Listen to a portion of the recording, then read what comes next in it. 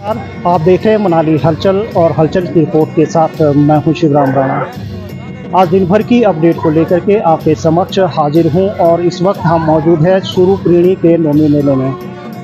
मेले हमारी संस्कृति के प्रतीक है। इनके आयोजन से हमारी संस्कृति जो है मजबूत होती है। इनके आयोजनों से मेल मिलाप और भाईचारा बढ़ता है। इस मेले में क्या कुछ होने वाला है, किस तरह की ये तैयारियां हैं, इस पर बात करने के लिए हमारे साथ मौजूद है गोपाल नेगी जी। गोपाल नेगी जी, सबसे पहले तो आपका स्वागत है। धन्यवाद। धन्यवाद। किस तरह इस मेले का आयोजन हो रहा है और क्या क्या इस मेले में क्या खास होने वाला है, विस्तार से बताइए। सबसे पहले तो मैं मनाली हलचल के सभी दर्शकों को सादर प्रणाम करता हूं। ये जो हमारा ऐतिहासिक स्वरूपणी नवमी मेला है, यह मेला वैशाख महीने की नवमी तिथि में यहाँ पर लगता है। ये मेला हमारी पूरी पंचायत का है। मुख्यतः शुरू से ये मेला शुरू होता है और प्रेणी में इसका समापन होता है। पिछले कल से ये मेला शुरू हुआ है। हमारे गांव के देवता जमलू ऋषि माता शबरनी से मिलने के लिए पिछले कल शुरू गए और हमारे फाली नाग जी वो भी साथ गए। वहाँ पर माता शबरनी के यहाँ पर देवता हमारा जमलू ऋषि वहाँ पर वो एक रात ठहरे हैं। और आज मेले का दूसरा दिन है। आज ठोरा का दिन है। ठोरा मतलब कि यहाँ पर दौड़ होती है। जो शीर्ण नाग है बनहारा का और हमारा प्रेणी का फाली नाग है, ये जो है यहाँ पर दौड़ लगाते हैं, जिसको हम ठोरा कहते हैं। इसका एक अपने आप में इतिहास है, क्योंकि कहते हैं कि एक वक्त में देवता की चोरी हुई थी, तो चोर जहाँ जहाँ से गए तो चोरों को पकड़ने के लिए शीर्ण और ये फाली नाग जो है उसी रास्ते से जाते हैं।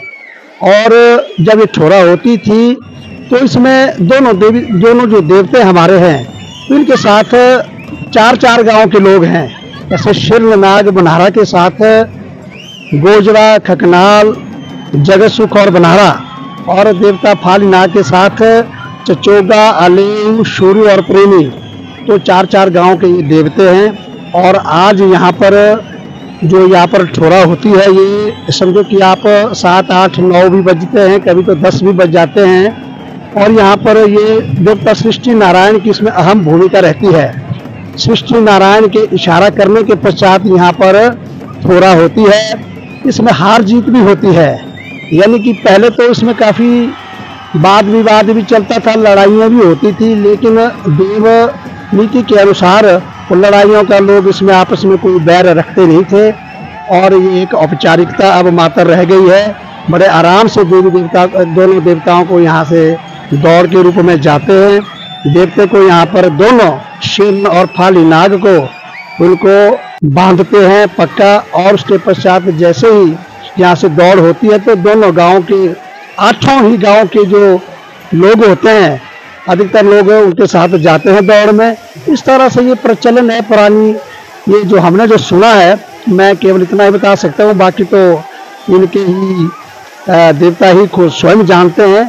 इस तरह से हमारा ये नवमी मेला अगले कल सुखसौ में ये मेला होता है, जिसमें बहुत सारे देवी देवता यहाँ पर आते हैं। और कभी कभी तो यहाँ पर 20-20, 25-25 भी देवते होते हैं, क्योंकि यहाँ पर किसी को बुलाया नहीं जाता। देवते सुखसौ में खुद ही चले आते हैं। और यहाँ पर देवता जमलू ऋषि के यहाँ पर जो सुखसौ बोलते हैं, यहाँ पर आराम करने आते हैं। हालांकि यहाँ पर बहुत सालों के से भी यहाँ पर श्रृंगा ऋषि जी भी यहाँ पर आते हैं। तो एक इतिहास है, अपने आप में ऐतिहासिक है ये हमारा मेला। एक बात मैं आपसे पूछना चाहूँगा कि ये जो दौड़ होती है, तो जीत हार के पीछे क्या मान्यता? जीत हार में तो मैं यही कहना चाहता हूँ कि वो लोग जो कहते हैं, अलग अलग इसमें कथाएं हैं। कहते हैं कि भाई अगर शीर्ण नाग जीत जाता है तो वो कहते हैं इधर थोड़ी फसल वगैरह कम होती है, उधर ज्यादा होती है। अगर हमारा फाली नाग जीतता तो इधर फसल ज्यादा, उधर कम होती है। ऐसा लोग कहते हैं। अब असलियत तो देवी देवता हमारे ही जान सकते हैं। चलो जी, आपकी महत्वपूर्ण जानकारी के लिए बहुत बहुत धन्यवाद। आप बने रहिए मनाली हलचल के साथ।